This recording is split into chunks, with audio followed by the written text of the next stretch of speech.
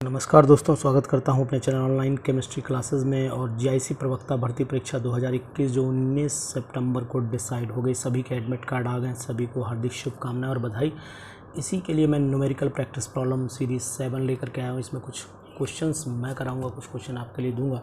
इन questions को करिएगा, practice करिएगा। अगर क्वेश्चंस मिलते हैं इसी कैटेगरी से मिलते जुलते भी क्वेश्चन अगर आपको मिलेंगे तो उन क्वेश्चंस को करने में बहुत सारी मदद आपको मिलने वाली है। तो इस वीडियो को बिल्कुल स्किप ना करिएगा, पूरा ध्यान से देखिएगा तो आपको क्वेश्चन करने में भी मदद मिलेगी और बहुत सारे फार्मूलों की जानकारी भी आपको मिलती रहेगी। तो क्वेश्चन न्यूमेरिकल बेस क्वेश्चंस हैं, वो मैंने आपके सामने रखे हुए हैं, आप इनको देख सकते हैं। क्वेश्चंस क्या हैं? पहला क्वेश्चन आपके सामने है, the decomposition of N2O4 to NO2 is carried out at 280 degree Celsius in the chloroform when equilibrium is reached. इतने मोल सब दिया हुआ है, 2 लीटर में है। तो सिंपल सा आपको फार्मूला लगाना है और इसको निकाल देना। फार्मूला क्या होगा वो आपको ऑलरेडी पहले से पता है, फिर भी मैं थोड़ा सा हिंट देता हुआ चलूँगा आपको, जिससे कि आप ये ना कहने पाए नहीं सर आप तो फार्मूले में हिंट नहीं दिए हैं। तो ये मैंने लिखा आपका N2O4 और इसको मैंने तोड़ दिया है 2NO2 में तोड़ा। इस तरीके से 2NO2 में तोड़ दिया दोनों। अब इसका हम नंबर ऑफ मोल्स की अगर बात करें तो N2O4 के जो नंबर ऑफ मोल्स हैं भैया वो 0.2 मोल है और वॉल्यूम कितना है 2 है। तो इसे ऐसे लिख देते हैं। इसी तरीके से आपका ये हो जाएगा 0.1 हो गया। अब इसी तरीके से NO2 ले लीजिए तो NO2 का जो नंबर ऑफ मोल्स बनेगा वो कितना बनेगा वो देख लेते हैं भाई। NO2 के नंबर ऑफ मोल्स कितने दिए हैं 2 इंटू यानी कि 2 इंटू 10⁻³ अपॉन में आ जाएगा आपका 2 से 2 आ जाएगा, 2 से 2 कैंसिल, 10⁻³ बचा है ना।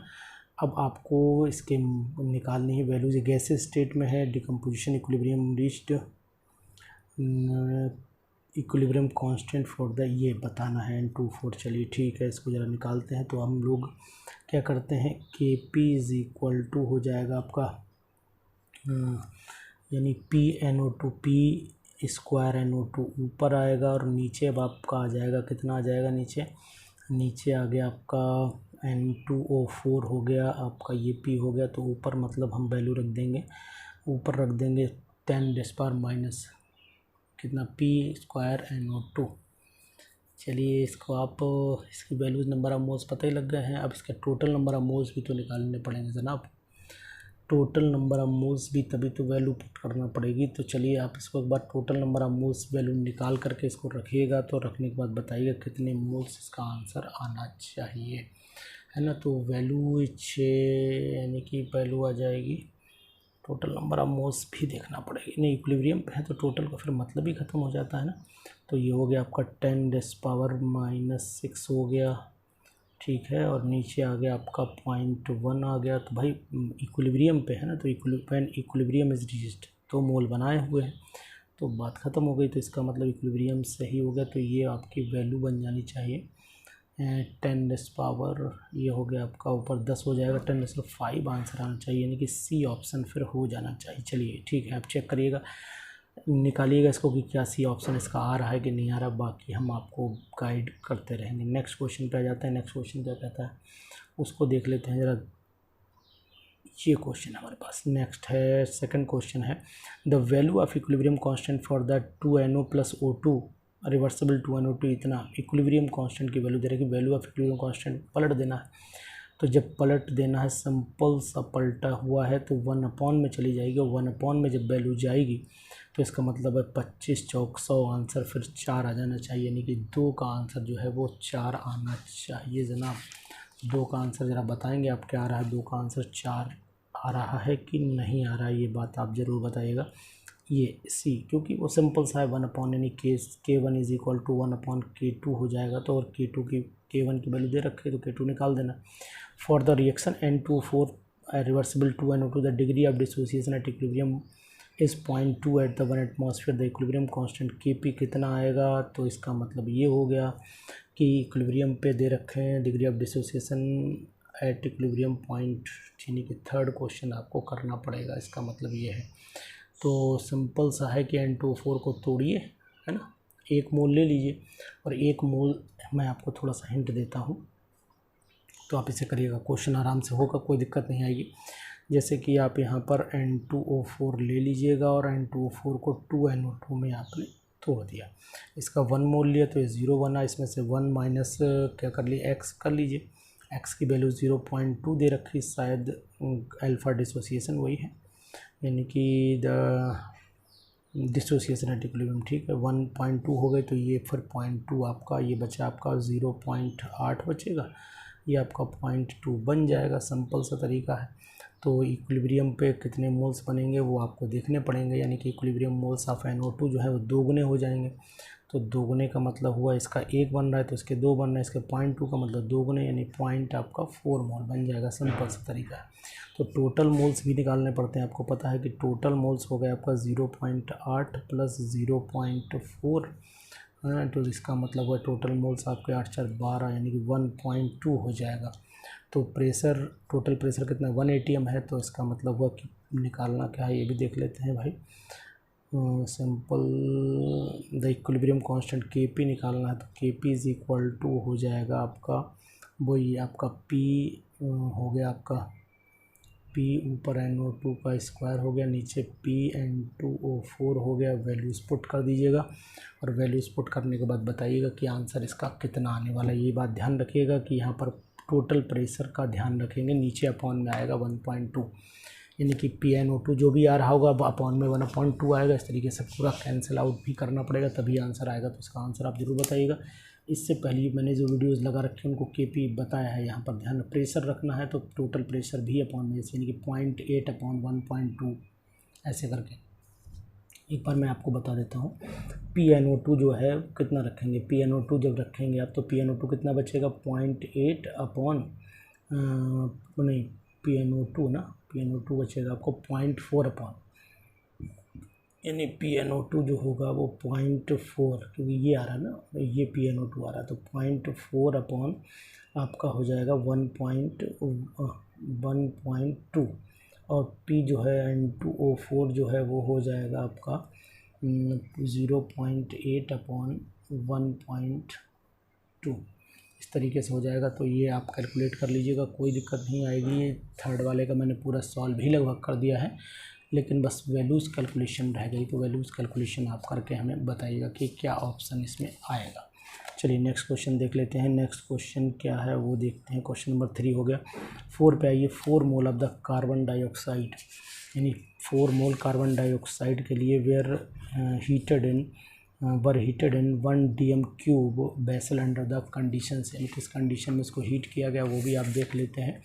चलिए पढ़ लेते हैं पूरा question. 4 mole of the carbon dioxide were heated in 1 dm³ vessel under the conditions which produced at equilibrium 25% dissociation हुआ इनटू द कार्बन डाइऑक्साइड, यानी क्वेश्चन थोड़ा सा आपको ये बताएगा कि क्या करना है इसमें। इक्विलिब्रियम मोल्स आपको निकालने पड़ेंगे तभी आंसर आएगा, अदरवाइज आंसर आने में थोड़ी सी दिक्कत करेगा, है ना। 4 मोल्स हैं, इस बात को ध्यान रखना। 25% डिसोसिएशन हो रहा है, यानी कि 0.25 हो जाएगा। तो the number of moles of carbon तो सिंपल निकल आएगा। चलिए करते हैं कोशिश एक बार इसको निकालने की। अच्छे न्यूमेरिकल्स हैं, ज़रूर लगाते रहिएगा। न्यूमेरिकल्स इसलिए ज़रूरी कि समय की बचत करनी तो प्रैक्टिस ज़रूर करनी पड़ेगी आपको, इसलिए कह रहा हूँ कि आप न्यूमेरिकल्स ज़रूर लगा लीजिएगा। यानी कि अब हम रिएक्शन लिख लेते हैं कि CO2 को हमने तोड़ लिया, और CO2 को जब हमने तोड़ा तो बनाया हमने इक्विलिब्रियम पर कार्बन मोनोऑक्साइड और हाफ O2 बना लिया। चलिए ठीक है। अब हमने किसका 4 मोल लिया, तो जब 4 मोल लिया शुरू में इसका 0 0 रहा होगा। अब इसमें से क्या हुआ पॉइंट, यानी कि 4 बाहर लिखा, 1 माइनस 0.25% है ना, तो 0.25 हो गया। जब इसका 4 भाई, जब इसका 1 था तो इसका 1 बना, है ना। जब इसका 4 था तो फिर इसका 4 ही बनेगा, सिंपल सी बात है। यहाँ पर यानी 4 × 0.25 है, और यहाँ पर भी वही 4 × 0.25 हो जाएगा। तो सिंपल सा number of moles of CO2 जो निकाल के आएंगे वो इक्विलिब्रियम कांस्टेंट पे आप निकाल सकते हैं कि number of moles of CO2 कितने आने चाहिए। ऑप्शन क्या दे रखा है कि 4.2518, यानी ऑप्शन मल्टीप्लाई में है डायरेक्ट, यानी ऑप्शन जो है वो मल्टीप्लाई, यानी कि सिंपल सा है, यानी कि 4 गुणा CO2 के नंबर ऑफ मोल्स कितने बचे 1.00 है, 0.25 घटा दीजिए तो अब आपका वो 5 बचा और यहाँ पर आपका 9 में से 2 गया 7 यानी कि 75 हो गया। अब 4 पंजे 20 हो गया और 4 पंजे 20 हो गया, 4 7 28 29 30 यानी कि 300 और यहाँ पर 2 यानी कि 3 मोल। CO2 के कितने मोल आ रहे हैं? 3 मोल आ रहे हैं। और क्या कुछ आंसर में मिस्टेक लग रही है कि इसमें 3 मोल आ रहा है? चौथे का आंसर 3 मोल तो कोई दिया नहीं है। चौथे में कोई भी 3 मोल नहीं दिया। The number of moles of carbon monoxide, ये तो हमने कार्बन डाइऑक्साइड के निकाल दिए। कार्बन मोनोऑक्साइड की तो 25 चौक 100 हो गया यानी कि 1 मोल हो गया। सॉरी, सिंपल 1 मोल। मैं कार्बन डाइऑक्साइड निकाल रहा था, कार्बन मोनोऑक्साइड पूछा हुआ। चलिए ठीक है। 1 mole of N2 is mixed with 3 mole of H2 in A litre container is 50% this N2 converted into ammonia by the reaction. ये क्वेश्चन फिर अब आप करिएगा। क्वेश्चन नंबर 5 आपको दे रहा हूँ। क्वेश्चन नंबर 5 आप करें और बिल्कुल सेम मेथड जिससे पहले जो क्वेश्चन लगाया वही लगेगा और आसानी से हो जाएगा। यानी कि 1 मोल आपने लिया नाइट्रोजन, 3 मोल लिया आपने हाइड्रोजन, तो 0 अमोनिया बन गया। जब 0.5 मोल लेंगे ये 1.5 होगा तो फिर कितना बनेगा? तो यानी कि total number of moles equilibrium पे कितने आ जाएंगे? तो टोटल नंबर ऑफ मोल्स जोड़ दीजिएगा। चलिए अच्छा मैं जोड़ देता हूँ। 1 mole of N2 mixed with 3 moles of H2 A litre of container 50% of nitrogen is converted, यानी 50% का मतलब हुआ कि आधी, है ना। तो जब आधी नाइट्रोजन कन्वर्ट हुई तो आधी हाइड्रोजन भी रह जाएगी। चलिए देख लेते हैं, एक बार लगाते हैं। N2 लिया, यहाँ पर 3H2 लिखा, यहाँ पर हमने लिखा 2NH3, सिंपल से लिखा। इसका 1 मोल लिया, इसका 3 मोल, तो इसका 0 बना। इसका 50% हुआ मतलब 0.5 रह गया, तो ये कितना 1.5 हो जाएगा। ये कितना हो जाएगा? 1 हो जाएगा। तो टोटल मोल्स फिर कितने आ जाएंगे? टोटल मोल्स 0.5 प्लस 1.5 प्लस 1 यानी 2 1 3। टोटल मोल्स आपके जो आने चाहिए वो 3 मोल अमोनिया आ जानी चाहिए। क्या 3 मोल कोई ऑप्शन दिया हुआ है? वो देख लेते हैं जी। 3 मोल यानी कि आंसर जो दिया है वो 3 मोल का दिया है। 3 मोल का आंसर है, कौन सा है आंसर? 3 मोल देखें, ये है सी। ठीक, सी ऑप्शन लगा लीजिएगा, यानी 5वें क्वेश्चन का आंसर सी लगाइएगा। ठीक है। For a reaction H2 plus I2 reversible to HI at certain temperature the value of equilibrium constant is 50 if the volume of the vessel is reduce to half. वॉल्यूम आधा कर दिया है तो ये 1/2 मतलब 2 से गुणा हो जाएगी ऊपर। The value of the new equilibrium constant की वैल्यू, बहुत सिंपल क्वेश्चन है, करेंगे आप लोग, लगाएंगे इसको, वही सिंपल सा फार्मूला लगाइएगा। क्या करना है, थोड़ा सा आपको हिंट दिए चलता हूँ कि H2 प्लस I2 की रिएक्शन ले लीजिएगा, है ना। इसमें इक्विलिब्रियम कांस्टेंट 50 है, 50 ले लिया मान लीजिए। और जैसे ही आपने क्या काम करा, वॉल्यूम को आधा किया तो 1/2 वॉल्यूम नीचे आता है और ऊपर चला जाएगा। जब वॉल्यूम ऊपर चला जाएगा तो फिर जो 6 का जो आंसर बनना चाहिए वो यानी कि आधा किया, तो H2 प्लस I2 इसको निकालना पड़ेगा। देखते हैं, निकालते हैं क्या आंसर आना चाहिए। चलिए चेक भी कर लेते हैं, आंसर भी चेक हो जाएगा कि क्या वैल्यू पे कोई फ़र्क पड़ेगा कि नहीं पड़ेगा। 50 if the value of the equilibrium constant Kc 50 if the volume of the vessel is reduce to half. वॉल्यूम आधा है तो Kc पे तो कोई फ़र्क पड़ता ही नहीं, Kc रिमेंस कांस्टेंट रहता है। इंडिपेंडेंट वॉल्यूम पे तो इंडिपेंडेंट होता ही नहीं, तो सिंपल सा डायरेक्ट लगा दूँ कि 50 आ जाएगा, यानी कि डायरेक्ट आंसर लगाइएगा 50, यानी कि Kc दिया है ना, इक्विलिब्रियम कांस्टेंट Kc। ये volume of the vessel is reduce, Kc पर कोई फ़र्क नहीं पड़ना वाला है। न्यू इक्विलिब्रियम कांस्टेंट क्या आना चाहिए? If the volume of the vessel is reduce to half, तो 50% नहीं, एज इट इज़ रहेगा। ठीक है, एक बार चलो मैथमेटिकली भी चेक कर लेते हैं। तो Kc इज़ इक्वल टू हो जाता है, वैल्यू रिएक्शन वही है, ठीक है, रिएक्शन है H2 प्लस, यहाँ दिया है H2 प्लस I2 और 2HI बना, और यहाँ पर नंबर ऑफ मोल्स बराबर हैं तो वॉल्यूम फिर कैंसिल हो जाएगा। वॉल्यूम जितना भी होगा वो कैंसिल होगा, ठीक है, एज इट इज़ रहेगा, नो चेंज। ठीक, 50 लगाइएगा। उसके बाद 7 पे आएगा, when ethanol and acetic acid are mix together in the equimolar proportion the equilibrium is attained when the 2/3 of the acid and alcohol are consumed. The equilibrium constant for the reaction is when the ethanol acetic acid मिलाया, ठीक, ethanol का 1 मोल, acetic acid का 1 मोल, तो ester बनेगा, है ना। तो अब आगे कह रहा है कि equilibrium is attained 2/3 of acid and alcohol are consumed. 2/3 consumed हो गए तो 1/3 बचेगा, 1/3 बचेगा तो 2/3 प्रोड्यूस हो गया। चलिए ठीक है, तो इक्विलिब्रियम कांस्टेंट क्या आएगा, चलो इसे भी उधेड़ देते हैं, इसका ऑपरेशन भी कर लेते हैं। क्या ऑपरेशन है, यानी एसिटिक एसिड लिया, CH3COOH ले लिया जनाब, और इसको हमने दारू में मिला दिया, फिर उसके बाद पैक बना लिया। चलो पैक बना लो भाई। तो ये बन गया आपका, क्या बना, CH3COOC2H5। अरे यार राइटिंग तो माशाअल्लाह, CH3COOC2H5 प्लस ये आपका बन गया एक बूंद जिंदगी के। यहाँ पर 1 मोल था, ये 1 मोल था, ये 0 बनेगा, 0 बनेगा, ये बाई 1/3 हो गया, ये 1/3, तो ये 2/3 बना के बताया है ऑलरेडी, मैंने कुछ नहीं किया है। 2/3 तो K इज़ इक्वल टू आ गया 2/3 इंटू 2/3 अपॉन में 1/3 इंटू 1/3। डिस्क्यू कर दीजिएगा, ये गया, ये गया, ये गया, ये गया, यानी कि 4 आंसर आ जाना चाहिए। तो 7वें का आंसर अगर 4 है तो अच्छी बात है, नहीं तो फिर कोई दिक्कत नहीं है। देखते हैं ज़रा, कहाँ 4 की पावर 4 4 40, ये फिर D, यानी 10 की पावर 0 मतलब 1 हो जाएगा, तो सिंपल से D आंसर आ जाएगा। 8 क्वेश्चन करिएगा, द 8 क्वेश्चन आप करिएगा for the reaction I2 gas reversible 2I gas लिया, KC दिया है 1 मोल I2 is introduced. Simple question है, करिएगा, आप भी करेंगे इसको। 8 का आंसर जरूर बताइएगा। इसके बाद मैं आंसर लगाऊंगा भी इसके नीचे आंसर्स आपको लगा दूंगा, इसी के नीचे ही लगाऊंगा।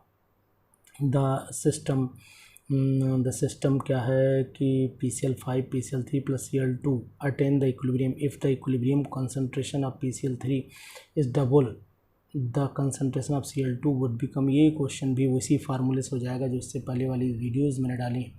ये क्वेश्चन नंबर 8 और 9 भी आप थोड़ा सा लगाइएगा, सिंपल सा फार्मूले वही लगना है। KC is equal to PCl3 ऊपर, Cl2 ऊपर, नीचे PCl5 देना है, उसके बाद की कंसंट्रेशन PCl3 की डबल करिएगा, फिर Cl2 की कंसंट्रेशन का फ़र्क आपको पता लग जाएगा। यानी क्वेश्चन नंबर 9 पे थोड़ा सा दिमाग लगाना है। वैल्यूज़ है ना, कैसे निकलेंगी, फार्मूले पे बेस करिएगा तो आप आसानी से इसको कैलकुलेट कर लेंगे, कोई दिक्कत आपको नहीं आएगी। चलिए इसके बाद क्वेश्चन नंबर नेक्स्ट पे आ जाते हैं। क्वेश्चन नंबर नेक्स्ट क्या कह रहा है वो देख लेते हैं कि XY2 डिसोसिएट हो जाने दो। When the initial concentration of XY2 is 600 millimetre, यानी XY2 की कंसंट्रेशन जो है 600 है। ठीक है, शुरू में 0 0 हो जाने। टोटल इक्विलिब्रियम प्रेशर 800 है, टोटल इक्विलिब्रियम प्रेशर 800 कर दीजिए। ठीक है, calculate K for the reaction assuming that the volume of the system remains unchanged. Volume unchanged है, यानी कि हम इसका मतलब है प्रेशर लेना पड़ेगा इसमें। चलिए इसको ज़रा कैलकुलेट करते हैं, क्या आंसर आएगा वो हम देख लेते हैं।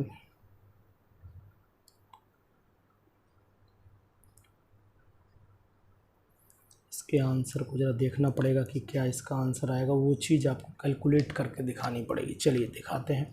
सबसे पहले आप लोग थोड़ा पेज बड़ा करें तो ज़्यादा सही रहेगा। इस तरीके से XY2 ले लेते हैं और XY2 को तोड़ना पड़ेगा। कैसे तोड़ेंगे आप जान रहे हैं, XY प्लस Y में तोड़ा। इसका शुरुआत में 600 लिया, 0 0 बना लीजिए, एक ही फंडा चलता है इसमें, है ना। प्रेशर जो है वो क्या हो गया, इक्विलिब्रियम प्रेशर। सिंपल सी बात है कि भाई इस पर X अगर 600 है, इस पर P मान लीजिए, तो 600 माइनस P हो गया, और ये P हो गया, ये भी P हो गया, तो टोटल कितना बनेगा 6। एक P कैंसिल कर दीजिएगा, 600 प्लस P आ जाएगा इसका प्रेशर। 600 प्लस P प्रेशर आया जो 800 के बराबर है, तो इसका मतलब P की वैल्यू जो आएगी वो आएगी आपकी 200 आ जाएगी। सिंपल सा तरीका। तो K इज़ इक्वल टू जो आ गया, K इज़ इक्वल टू आ गया ऊपर 200, भाई प्रेशर यही तो आया निकल के, इंटू 200, और टोटल प्रेशर कितना आया, टोटल प्रेशर जो है आपका हो जाएगा 400। यानी कि एक बार और देख लें क्या कह रहा है कि एज्यूमिंग दैट द वॉल्यूम, ठीक है, वॉल्यूम अनचेंज है, कोई मतलब ही नहीं बना। व्हेन द इनिशियल कंसंट्रेशन 600 है, टोटल इक्विलिब्रियम प्रेशर इज 800। ठीक है, यानी कि दोनों का मिला के नीचे रख दीजिए, और दोनों का मिला कर के जब नीचे रखेंगे यानी कि 400, तो इज़ इक्वल टू, तो ये फिर तो आ गया आपका 1 कटा यानी 100 आ जाना चाहिए। यानी कि ये KC की वैल्यू 100 इसमें आ रही है। देखें कोई ऑप्शन दिया है 100 का ऑप्शन इसमें दिया है कि नहीं। तो ये टोटल प्रेशर जो आपका टोटल वैल्यू इक्विलिब्रियम कांस्टेंट 100 आ जानी चाहिए, यानी कि हमने यहाँ पर टिक कर दिया 100 पे। अब एक चीज़ आपको और बता दें अगर मन में कन्फ्यूजन है, 400 कैसे आया, तो 600 माइनस पी, मतलब पी जो आया वो 200 है और 600 माइनस 200 करेंगे तो ये 400। तो ये कन्फ्यूज़न अपने मन में मिटा लीजिएगा कि इनिशियल प्रेशर नीचे रखा गया है तो कितना रखा गया है, इक्विलिब्रियम पर ही रखा जाता है, ये भी आपको पता है। तो 6 ये अभी यानी क्वेश्चन नंबर 10 का आंसर 100 हो जाता है। 11 नंबर क्वेश्चन देखते हैं। कंसीडर द फॉलोइंग रिएक्शन को कंसीडर कर लेते हैं।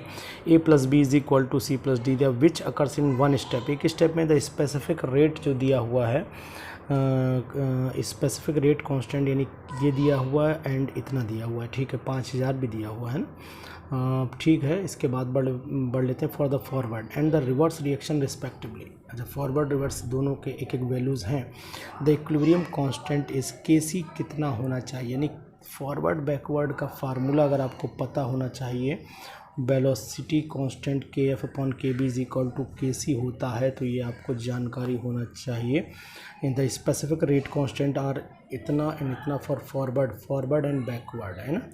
तो के सी इज इक्वल टू होता, के सी इज इक्वल टू के फॉरवर्ड अपॉन के बैकवर्ड, यानी कि ऊपर वैल्यू आ जाएगी आपकी 0.25 और नीचे आ जाएगी आपकी 5 × 10⁻³ रख देते हैं।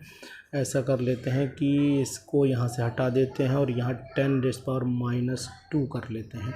ये ऊपर जाएगी 10⁻5 हो जाएगा, तो ये बचा 5 पंजे 25 हो गया, तो 5 × 10⁻5 सिंपल तरीके से लगा दिया है क्वेश्चन। तो 5 × 10⁻5 ये सी ऑप्शन दिया हुआ है, तो 11 का जो ऑप्शन है वो जनाब 11 का ऑप्शन सी आना चाहिए। ये आप ध्यान में रखिएगा कि 11 का ऑप्शन आपका सी आ रहा है।